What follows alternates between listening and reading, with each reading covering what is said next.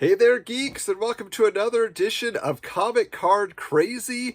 We are continuing our Bad Girl series. That's right, Bad Girls, as we know, a big trend of the 90s. And so all those bad girls ended up getting their own pack of trading cards, and Lady Death is no exception. So yes, we're going to be opening up this pack of Lady Death trading cards today.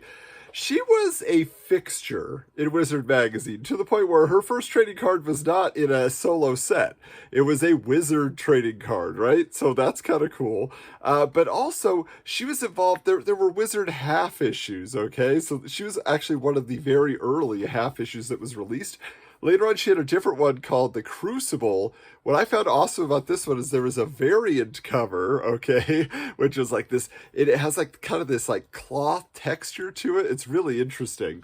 But of course, Brian Pulido creates the character in the pages of Evil Ernie. Stephen Hughes is the artist that really brings her to life in a big way. Jason Jensen, was involved on that side of things too. So really was kind of a cool moment in time. We've covered Lady Death on the show, and we found that, as much as, the outfit will get your attention, the character herself is actually really cool. She's really in charge of her stories, and she's taking everything to the extreme, despite the fact that when Wizard presented her, it would be something like this, a little more cheesecakey. I do have to say something about this issue. As we were hunting over the years, trying to collect all the issues, this one was kind of elusive. And when I did locate it, it was described on eBay as Big Boob Witch. Big Boob Witch cover. Like, they had no idea who the character was. They're like, basic description? So anyway, that's just always cracked me up. Anyway, I'm curious to see what these cards are all about because, Chaos Comics, they did things a little differently than everybody else, than all the other publishers.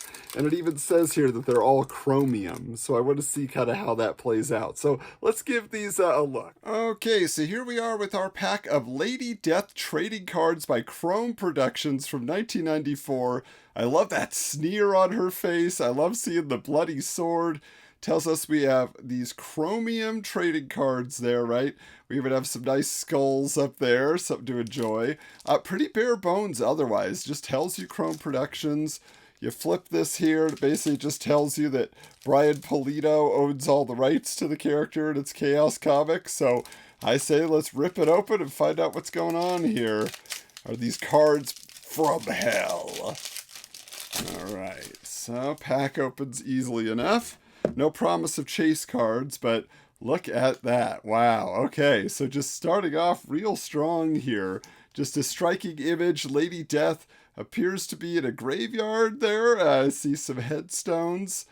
Let's see what this tells us about her. I'm curious to know if there's like details or what.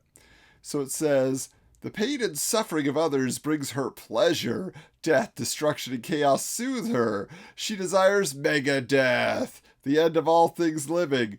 How did this come to be? How did lonely girl from the Middle Ages become Lady Death, the ravishing seductress of the Netherworld? Come along and learn a tale of death. It just sounds so peppy. But yeah, so that's just the standard Stephen Hughes, Jason Jensen team providing the art. But this is card number 10, which makes me wonder, what were the first 9 cards looking like? Maybe we'll find out here. Alright, so this looks like a different interpretation of Lady Death here. Definitely a different artist providing this. Her hair is really going wild there. I see some burning burning bodies behind her. That's pretty great. Let's see what it says here, because I can't quite read that signature. So this is by Scott Barnett, and it says, by thoughts alone, Lady Death, goddess of the netherworld, burns interlopers to a crisp. Yep, just cutting right to it, right? So it says this is calendar shots. That's interesting. Is that a subset, or are they all calendar shots? I guess it looks like a subset here. Ooh. Now here's a character I have not seen before, but looks like it's pulled from a panel of the comic. That's actually a pretty cool design, as outlandish as those giant spikes are. No nose on this gal, but let's see what the story is here. Alright, Stiletto. Stiletto was a military brat who was used to moving around the world continuously. As a result, she formed few ties. when the gene bomb for Project Pandora exploded and empowered countless people across the planet. At that moment, Stiletto was electrocuted as water connected with the computer system. She absorbed all the U.S. military data instantly. Her augment abilities included white-hot fingers, knives, increased stealth and agility, and the ability to operate any weapon instantly. So her arch enemy is Mindbender, and her first appearance is in Detonator #1. Interesting. So this is like a whole different world. This is a Chaos title that's not directly Lady Death. So Women of Chaos. But still, that's an interesting new character to learn about. Speaking of which, here we go. Here's yet one more. So I got a lot of fringe going on there. Looks like she could be a pop star in the 70s or something, early 80s. Let's find out who we got here. All right, this one is Roulette. Roulette is a curious creature, afflicted with multiple personality disorder. Each of Roulette's personalities has a different power. Her dominant personality, Roulette, has the ability to manifest matter. For example, if she concentrates, she can create weapons. Her most deadly personality so far is Reactor, an infant who causes thermonuclear explosions if threatened. Wow. And her archenemy is herself. Again, so a character from Detonator. I never even saw a wizard promoting Detonator as a comic, so I don't know if that flew under the radar or what. But here we go. Back to some classic Lady Death, looking to be bathing in a pool of blood, but her hair still looking fantastic, right? She's always got the coif going. Let's see what they're going to tell us about her here, because this is far off from number 10.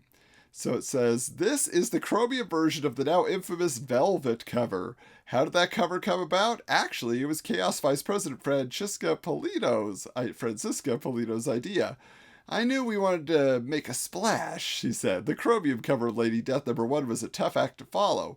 We asked if a Velvet cover was ever done before. Our sales rep said no. We were off to the races. So imagine this with the Velvet as the red behind there. That's interesting. Okay. All right, here's another new interpretation of Lady Death. Look at that bustier, whatever you want to call that, with the eyeballs with the skull mouth open. That is really fun. It looks like an opening, like a portal to another dimension, a wasteland there. Let's see what this is about. Who brought us this art? Okay. Bradley Peter Parker. Interesting to be named Peter Parker on some level. Okay, Brad Parker is a unique untapped talent. He actually painted this piece with a mouse on his Macintosh computer. Oh, the future is here. Wow, that is pretty impressive for 1994, I'll say that. All right, just two more to go. So here is Lady Death posing. There was a Lady Death swimsuit issue. Was there also a lingerie issue? Probably. A little bit of both, but you see that dark castle in the background. What do they want to tell us about this calendar shot here? For love of death. Lady Death, she abandoned her humanity eons ago, but now lives on as the queen of the dead. Oh, this was a Terry Dobson and Carl Kiesel. That's interesting. Okay. I think they added an extra S, though, right? Doesn't he just have one S in his name? Either way, though, that's fun. Okay. All right, final one here. Yes, got to end with Lady Death. More of a bath of blood, but you can see what looks like a snake wrapped around her, as well as the dead body that presumably some of the blood came from. She's deadly indeed, and looks like she enjoys her job.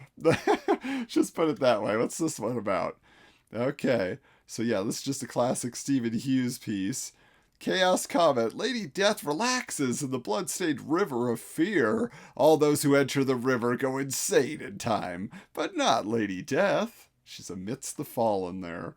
Wow, okay, so those were our Chromium cards. Let's find out which was my favorite. So a very well put together set of cards that was quality art. I like that they had a little variation. They had some guest artists in the mix. There was that one in particular that just kind of messed with my perception of reality. It was like an illusion, staring deeper and deeper. But I do have to go with this card as my favorite because it really just invokes like the fun of Lady Death. She's just a fun Halloween type character, right? Like that's ultimately what it's about. You don't take it too seriously. Speaking of of which, I was just remembering while I was looking at those cards that there were a lot of parody comics coming out in the 90s. If something was popular, then there was Parody Press and all these other spoof comics and things like that. And one of them I had was a Gen 13, spoof book. But inside they had ads for other, spoof books of popular things of the 90s, which were the Bad Girls. They had a bunch of ads for different Bad Girl books. They were making fun of it kind of Mad Magazine style. But of course, they managed to get Lady Death in there, instead calling her Lady Breast. That's right. Just kind of amplifying her assets there, the joke. So anyway, that was a very fun pack of cards to open. I'm glad we were able to do that. I did want to mention to you, though, if you joined our Patreon at patreon.com/Wizards Comics, we are actually going to be doing a bonus video with her compatriot, with her lackey. I don't know what you call Evil Ernie's relationship with Lady Death exactly, but Evil Ernie also got some trading cards, and these ones glow in the dark. This is going to be a Patreon exclusive, opening up these Evil Ernie cards. So if you'd like to do that, plus get a whole bunch of other perks, uncut episodes, scans of the issues that we cover, our bonus 90s Super Cinema podcast, any number of things. I mean, really, there's a lot coming in the pipeline where we're going to have some special interactions with our patrons as well on Zoom. So if you want to get involved with that, $5 a month gets you all that and more. Patreon.com/Wizards Comics. But in the meantime, hey, stay subscribed here. We got plenty more coming on the Wizards, the Podcast Guide to Comics YouTube channel for you. Give you a little hit of nostalgia every week. And until next time, keep your books bagged and boarded.